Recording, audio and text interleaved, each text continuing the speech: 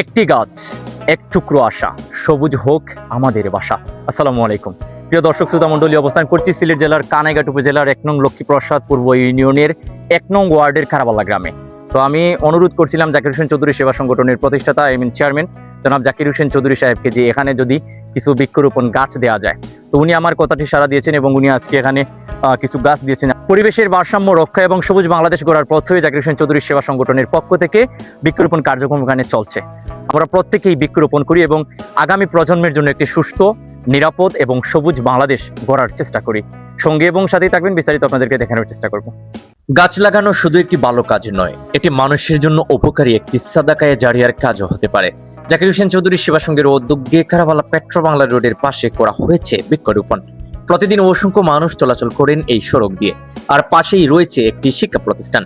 গাছগুলো বড় হয়ে উঠলে পথচারী ও শিক্ষার্থীরা পাবেন ছায়া, স্বস্তি এবং সুন্দর একটি পরিবেশ। আজকের এই কার্যক্রমে সহযোগিতা করেছেন আনিস মিয়া ও সুমন আহমদ।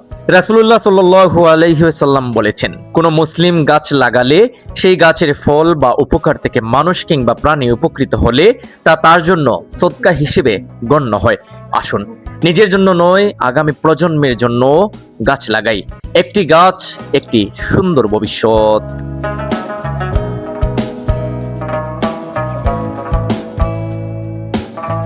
দেশ এবং প্রবাস যে যেখান থেকে আমাদের ভিডিওটি দেখছেন তাদের সবাইকে আমাদের অন্তরের অন্তঃস্থল থেকে ধন্যবাদ জানাচ্ছি। পাশাপাশি এই ভিডিওর মধ্যেই স্মরণ করতে হচ্ছে আমেরিকা প্রবাসী জনাব জাকির হোসেন চৌধুরী, যিনি জাকির হোসেন চৌধুরী সেবা সংগঠনের চেয়ারম্যান।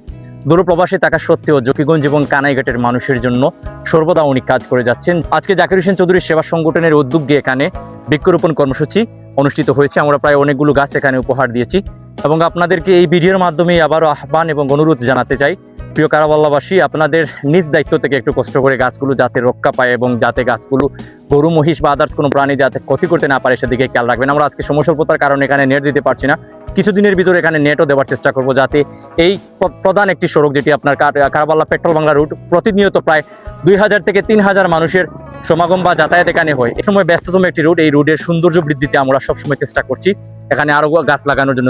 যথাসম্ভব আমরা আগামীতে আরো গাছ এখানে উপহার দেওয়ার চেষ্টা করব। তো আমাদের সকলের পক্ষ থেকে আমরা নিজ নিজ জায়গা থেকে একটি একটি করে বৃক্ষরোপণ যদি করি, আগামীতে আমাদের তরুণ প্রজন্মকে একটি সুন্দর, সুস্থ, নিরাপদ, সবুজ বাংলাদেশ উপহার দিতে পারবো।